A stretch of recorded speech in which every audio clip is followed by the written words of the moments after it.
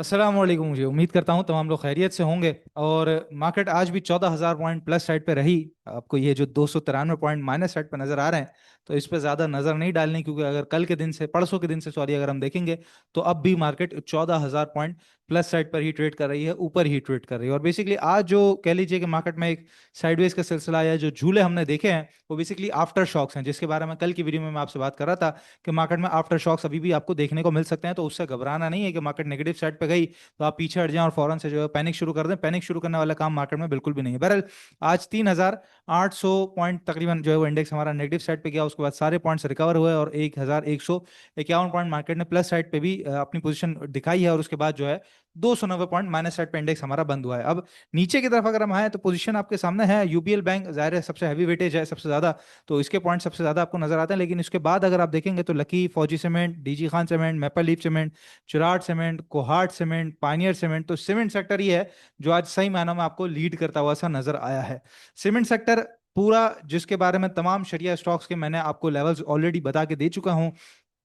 पिछले पूरे हफ्ते में हमने सीमेंट सेक्टर कंप्लीट किया, और जैसे ही कंप्लीट किया उसके बाद से लेके अभी तक आप परफॉर्मेंस उसकी देख रहे हैं। और बार बार मैं अपनी वीडियो के अंदर ये बात आपसे करता रहा हूं कि जिन्होंने सिर्फ और सिर्फ प्योर ट्रेडिंग करनी है, सीमेंट सेक्टर के स्टॉक्स ही पकड़ के रख लीजिए, उनके अंदर ही काम मिलेगा।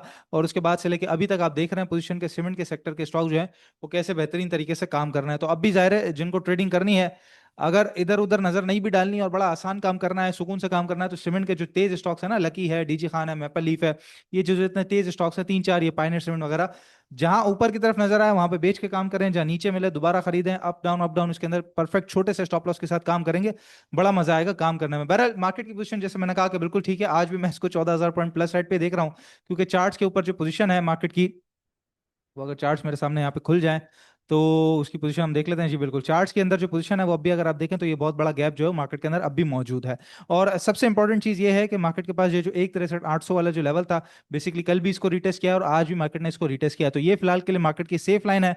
और सही मानों में जो पिवट कंसिडर करेंगे कि जिसके बाद अगर मार्केट नीचे चले गए तो वापस से मार्केट उसी जोन में, जो जंग से पहले वाला जोन था, उसमें दाखिल हो जाएगी। वो है बेसिकली 1,58,000। ये क्यों है? क्योंकि 1,69,000 से मार्केट जब नीचे आई थी तो यही लेवल था जिसने मार्केट को 3 दफा सही मानों के अंदर संभाला था। और पहले भी मार्केट जब ऊपर की तरफ आ रही थी तो यही लेवल था जहां पर टकरा के थोड़ा सा मार्केट 2 दिन के लिए नीचे चली गई थी, 3-4 हजार पॉइंट नीचे। तो 1,58,000 का नंबर है, 1,58,000, 1,59,000, 1,58,500, ये जो जोन है, ये परफेक्ट किस्म का जोन है कि अगर इससे ऊपर मार्केट ट्रेड कर रही है तो जहां जहां मार्केट नीचे की तरफ आएगी वो हमारे लिए बाइंग ऑन डिप की अपॉर्चुनिटी होगी।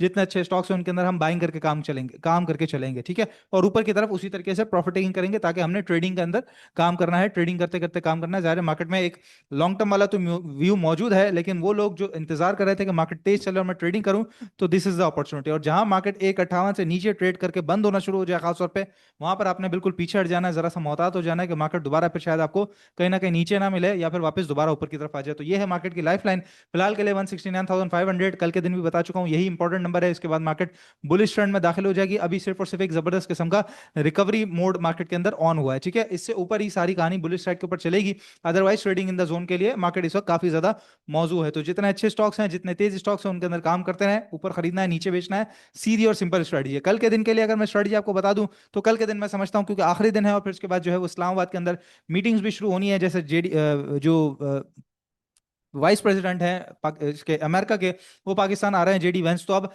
इस दिन से, मतलब आज के दिन से या कल के दिन से जो है वो तमाम बातचीत दोबारा शुरू होनी है, मुज़ाकरा दोबारा शुरू होना है। तो उसके अंदर कुछ ऊंच नीच हो तो बेहतर यह है कि आधे से ज्यादा पोजीशन जितने ट्रेडर हजरात हैं, मैं दोबारा याद दिलाता चल रहा हूँ, जितने ट्रेडर हजरात हैं खासतौर पे जिन्होंने इस वीक के अंदर ट्रेडिंग अपनी शुरू की है, वो तो कल के दिन प्रॉफिट टेकिंग करके जाएं। कोशिश करेंगे पोजीशन जितनी हल्की हो या जितने अच्छे स्टॉक्स के अंदर हो, वही आपके लिए ज्यादा बेहतर साबित होगा। कि अगर कोई ऊंच नीच खबर आती है मुज़ाकरात के हवाले से, वैसे तो ऐसी कोई उम्मीद नहीं है, अच्छी खबरों की उम्मीद है, लेकिन अगर आती भी है तो आपके पास कैश खाली होगा तो आप अच्छे तरीके से काम कर सकेंगे। तो ज़ाहिर है कल वीकेंड है, मतलब कि आखिरी दिन है, तो कोशिश कीजिएगा पोजीशन थोड़ी सी हल्की करके चलें। कैश इन हैंड होना इस वक्त ज्यादा बेहतर है। बहरहाल जैसे मैंने कहा कि ये खबर आ रही है अभी, ट्रम्प का जो सन इन लॉ है वो भी आ रहे हैं और वाइस प्रेसिडेंट भी जो है वो पाकिस्तान आ रहे हैं। और पाकिस्तान इस वक्त महवर बना हुआ है पूरी दुनिया का, जिसने एक बड़ा जबरदस्त किस्म का काम जो है वो सर अंजाम दिया है। इसके अलावा ईरान के जो वज़राए खारजा हैं वो भी पाकिस्तान पहुंच रहे हैं।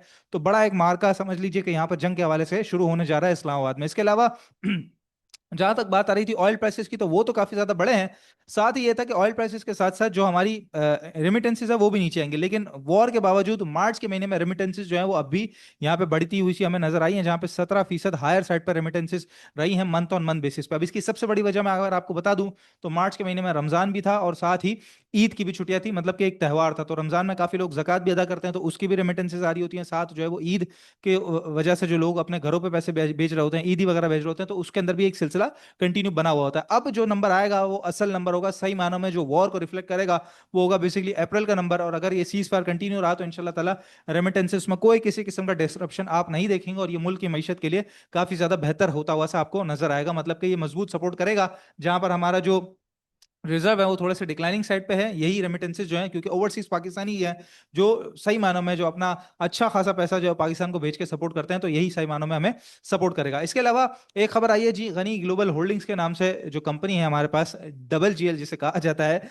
आम जुबान में, डबल जीएल के जो है वो एसईसीपी का अप्रूवल मिल चुका है रीट मैनेजमेंट कंपनी लॉन्च करने का। G3 रीट के नाम से ये management company, REIT management company एक लॉन्च करने जा रही है, और एसईसीपी का अप्रूवल मिल चुका है। काफी सारी कंपनीज हम देख रहे हैं कि रीट के बिजनेस में आप दाखिल हो रही हैं साथ साथ। तो प्रॉपर्टी में पैसा लगाने से अच्छा है कि प्रॉपर्टी के अंदर डायरेक्ट मतलब पैसा लगाने से अच्छा है कि स्टॉक एक्सचेंज के थ्रू इन रीट में पैसा लगाया जाए, तो ऑटोमेटिकली आपका पैसा स्टॉक मार्केट में भी लगेगा, साथ प्रॉपर्टी में भी लगेगा। और ये काफी सारी अच्छी कंपनीज, नामवर कंपनीज है जो अब रीट बिजनेस में आ रही है।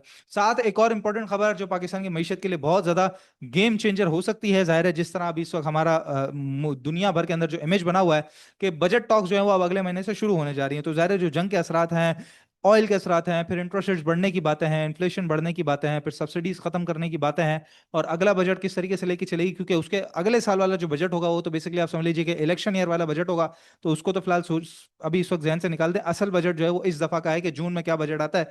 तो ये जो टॉक शुरू होने जा रही हैं ये भी मार्केट को काफी ज्यादा असरअंदाज कर सकते हैं कि किसी पर्टिकुलर सेक्टर पर अगर टैक्स बढ़ाने की बात आई तो आप उसको देखेंगे कि थोड़ा बहुत उसको मार पड़ सकती है, किसी पर्टिकुलर सेक्टर पर टैक्स लगा हुआ है उसको कम करने की या खत्म करने की बात आई तो उसके अंदर एक जबरदस्त किस्म का बाइंग इंटरेस्ट आपके सामने आ सकता है। तो ये जो बजट वाली खबरें हैं आप सही मानों में मार्केट को यही ड्राइव करेंगी अगर जंग को आप हटा दें। तो इस खबर के ऊपर ज्यादा आप लोगों ने नजर रखनी है कि इसकी वजह से आपकी जो इन्वेस्टमेंट है और आपकी जो ट्रेडिंग है वो काफी ज्यादा असरअंदाज हो सकती है। तो बजट टॉक्स जो है वो काफी ज्यादा हमारे लिए मतलब कि स्टॉक मार्केट पार्टिसिपेंट के लिए काफी ज्यादा इंपॉर्टेंट है। यूएस ऑयल की बात कर लेते हैं जी, और इंशाल्लाह आज मैं दो स्टॉक्स बेहतरीन किस्म के ट्रेडिंग के हवाले से आपको डिस्कस करता हूं। यूएस ऑयल कल जो गिरा था हमारे चैनल से नीचे, फिलहाल के लिए है कि ये जो 93 का सपोर्ट जोन है, अब आप देखें जो लोग कहते हैं ना कि टेक्निकल्स काम नहीं करते जंग के दौरान, क्या ही कहा जाए जी, उनको क्यों नहीं करते मुझे तो समझ नहीं आ रहा। मतलब कोई लॉजिक नहीं, कोई बात नहीं, बस ये आप जंग के दौरान ही देख रहे हैं 115 का रेजिस्टेंस जब यहाँ पे था, मैं बार बार चीख चीख के बता रहा था, मंथली पे भी दिखाया था कि भाई ये बहुत बड़ा रेजिस्टेंस है, इससे ऊपर जाएगा तो ऑल टाइम बुलिश हो जाएगा, और अगर इससे नीचे रुका तो नीचे आ जाएगा। और आपने देखा कि नीचे आने के बाद एग्जैक्ट कहाँ पे आके रुका है, जिस दिन नीचे आया कल के दिन भी वो कहाँ पे आके रुका, 93 पे। तो ये सपोर्ट जोन और ये रेजिस्टेंस पे कितना अच्छा इसने रेजिस्ट किया और उसके बाद ऊपर है।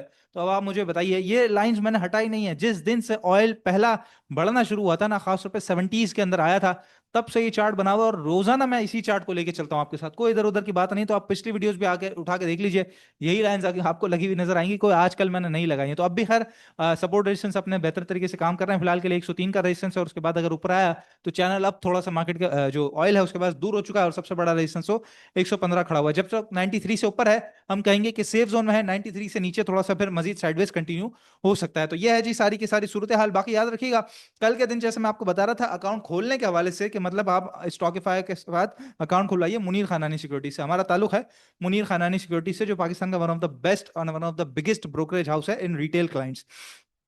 अच्छा, मुनीर खानानी सिक्योरिटीज जैसे मैंने कहा कि एक ब्रोकरेज अकाउंट है, ब्रोकरेज हाउस है। उस ब्रोकरेज हाउस के पास बहुत सारे डीलर्स होते हैं, डीलर सब डीलर्स होते हैं। आपका अकाउंट मुनीर खानानी सिक्योरिटीज में तो हो सकता है, लेकिन जरूरी नहीं है कि आपका अकाउंट मुनीर खानानी में स्टॉकिफाई के पास ही हो। जैसे मैंने कहा कि बहुत सारे डीलर्स हो सकते हैं। अब अगर आपको बेहतरीन किस्म की सर्विसेज नहीं मिल रही है, आपने आप डीलर से मुतमईन नहीं है, या आप मुतमईन है लेकिन आप चाहते हैं कि यार मैं थोड़ा सा एक टेस्ट चेंज करके देखूं, मैं जरा दूसरी सर्विसेज भी लेके देखूं, मैं चाहता हूं कि मैं कुछ बेहतर सर्विसेज भी हासिल कर सकूं, तो आप स्टॉकिफाई के साथ जुड़ सकते हैं मुनीर खानानी सिक्योरिटीज में रहते हुए। यानी कि आपका अकाउंट ट्रांसफर हो जाएगा। ये आपके साथ सामने लिखा हुआ है, transfer your account to Stockify, no extra fees, no hidden charges, यानी कि किसी किस्म के चार्जेस नहीं है, कोई एक्स्ट्रा फीस नहीं है। आपने सिंपली एक ईमेल करना होता है और ईमेल का जो प्रोसेस है वो आपको गाइड कर दिया जाएगा। नंबर है 030103012446। इस नंबर पे आपने व्हाट्सएप पर रब्ता करके ये बताना है कि मेरा मुनीर खानानी सिक्योरिटीज में अकाउंट है और मैं स्टॉकिफाई के पास वो अकाउंट शिफ्ट करना चाहता हूं। तो जिस डीलर के पास आपका अकाउंट है वो डीलर से चेंज होकर आपका जो डीलर है बेसिकली वो स्टॉकिफाई बन जाएगा और आपके पास स्टॉकिफाई की सर्विसेज मिलना शुरू हो जाएंगी, यानी कि हमारे व्हाट्सएप ग्रुप, हमारी पोर्टफोलियो एडवाइजरी सर्विसेज, हमारी portfolio management services, account review services, इस तरह की जितनी सर्विसेज हैं, कॉल्स हैं, चार्ट्स हैं, वो सब आपको स्टॉकिफाई के मिलना शुरू हो जाएंगे। तो नंबर है 030103012446। ऑनलाइन घर बैठे मुनीर खानानी सिक्योरिटीज में रहते हुए आपका अकाउंट आसानी स्टॉकिफाई के पास ट्रांसफर हो जाएगा। तो वो लोग जो मुनीर खानानी सिक्योरिटीज से ताल्लुक रखते हैं, मतलब उनका अकाउंट है, तो जल्द से जल्द अपना अकाउंट आसानी स्टॉकिफाई के पास ट्रांसफर करवा लीजिए। मार्केट की बात हमने कर ली है जी। स्टॉक्स के बारे में आ जाए तो दो स्टॉक्स हैं मेरे सामने। एक है GAL जो आज बड़ा जबरदस्त किस्म का कैप लगा हुआ था, और एक ही लेवल है फिलहाल इसके पास, सिर्फ और सिर्फ एक लेवल है। वो कौन सा लेवल है? वो है ये 370 वाला लेवल। ये बेसिकली वो लेवल है कि जब इसने ये बिल्कुल नीचे से ऊपर आया था और इसने अपने यहाँ पे अपना हाई लगाया था 370 का, 369.69, आप 370 राउंड फिगर लेके चले, यहाँ से टकरा के ये नीचे दोबारा जो है वो करीबन 150 रुपए की रेंज में चले गया था। वहां से जब ऊपर आया उसके बाद ऊपर आने के बाद एग्जैक्ट इसी लेवल पे इसने अपने जोन को रीटेस्ट किया। रीटेस्ट करने के बाद इसने नए हाई 600 प्लस के लगाए, और अब अगर हम देखें तो इसके पास टकराने के बाद वापस इससे नीचे चले गया था और अब यहाँ पर आपके सामने मौजूद है कि इससे ऊपर आने की कोशिश में मौजूद है और लगा हुआ है। ठीक है, और आज का कैप ऐसी मार्केट के अंदर भी साबित करता है कि अच्छा खासा इसके अंदर बाइंग इंटरेस्ट मौजूद है। फिलहाल के लिए जिन्होंने यहां खरीदा हुआ है, यहां खरीदा हुआ है, अगर तो 370 क्रॉस ना कर पाया सही मानों में, खासतौर पे कल की क्लोजिंग जो वीकली क्लोजिंग है वो ना दे पाया, तो आपने प्रॉफिट टेकिंग करनी है कि अच्छा खासा प्रॉफिट आपको विद इन डेज आपको कई गुना परसेंटेज का जो रिटर्न है वो मिल रहा है। तो वो लोग जिनके पास ऑलरेडी रखा हुआ है वो तो यहाँ पे प्रॉफिट टेकिंग करेंगे। नई बाइंग के लिए मैं समझता हूँ कल के दिन 370 से ऊपर क्रॉस करके खड़ा हो जाए, सस्टेन हो जाए, खासतौर पर अगर कल की वीकली क्लोजिंग 370 से ऊपर आ जाए तो बिल्कुल इसको बाय करके काम करना चाहिए। और ये 370 से नीचे का आपका स्टॉप लॉस होगा। आप समझ लीजिए कि ये जो बेसिकली लो लगा है इसका 358 का, तो खैर ये तो थोड़ा सा ज्यादा हो जाएगा, लेकिन अगर आपने रखना है तो मैं 365 363 बस ये छोटा सा स्टॉप लॉस रख के 370 से ऊपर काम करें।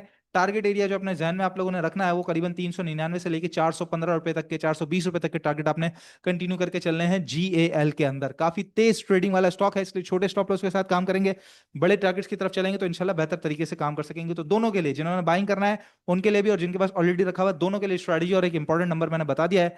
यही जोन है, इसके ऊपर ही सही मानों में तेज काम होगा, और अगर यहाँ टकराया तो जिनके पास रखा हुआ है वो प्रॉफिट टेकिंग करेंगे कि दोबारा बाइंग ऑन डिप का मौका मिलेगा, और जिनको बाइंग ऑन डिप के लिए मिले तो वो यहाँ खरीदना चाह रहे थे, फिर वो नीचे दोबारा 350 या उससे नीचे नीचे अगर मिलता है तो वहां खरीदेंगे। ठीक है, तो पहला स्टॉक हो गया हमारे पास GAL। दूसरा स्टॉक है हमारे पास spark electron.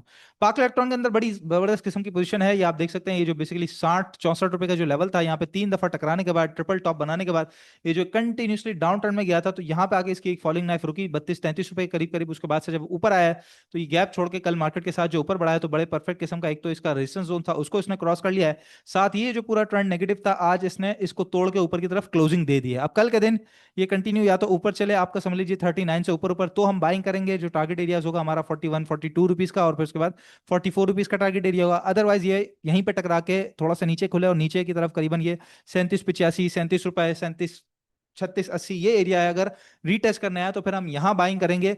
Strict stop loss होगा 36-50 से नीचे नीचे, या अगर आप थोड़ा सा ज्यादा रखना चाहते हैं तो 36 रुपए से नीचे नीचे का स्ट्रिक्ट स्टॉप लॉस रख के इसके अंदर काम करेंगे। 41-42 का पहला टारगेट और 44 के टारगेट के लिए पूरा डाउन ट्रेंड तोड़ा है इसने, 39 क्रॉस कर जाए या फिर छोटा सा रीटेस्टिंग करते हुए आपको नीचे की तरफ मिले। ये दो कंडीशनल बाइंग हमारे पास मौजूद है, एक है GAL की और एक है स्पार्क इलेक्ट्रॉन की। मार्केट में कोई किसी किस्म की प्रॉब्लम नहीं है।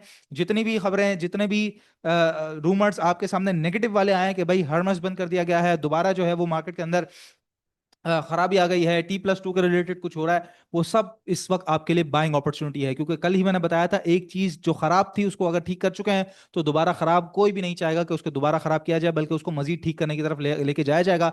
और ये जितने भी छोटी मोटी खबरें होंगी ये बेसिकली आफ्टर शॉक्स हैं। इतना बड़ा अरसा हमने जंग में गुजारा है, बड़ी जंग में गुजारा है, तो छोटे मोटे आफ्टर शॉक्स आना कोई बड़ी बात नहीं है। टॉक्स जैसे ही शुरू होंगे इंशाल्लाह ताला आप देखेंगे कि दुनिया भर के मार्केट्स का मोमेंटम बेहतर हो जाएगा, और अगर पॉजिटिव खबरें आई तो मंडे से इंशाल्लाह हम नॉर्मल रूटीन के अंदर दाखिल हो जाएंगे, जहां पे नॉर्मल तरीके से आप उसी तरह बाइंग सेलिंग करते रहेंगे और हम इंशाल्लाह ताला सुकून से काम करते रहेंगे। तो होप फॉर द बेस्ट जी and prepare for the worst. बाकी याद रखिएगा ट्रांसफर करवाने के लिए नंबर है 0301 0301 246। इंशाल्लाह नेक्स्ट वीडियो में आप लोगों से मुलाकात होती है। अपना बहुत ख्याल रखिएगा। अल्लाह हाफिज।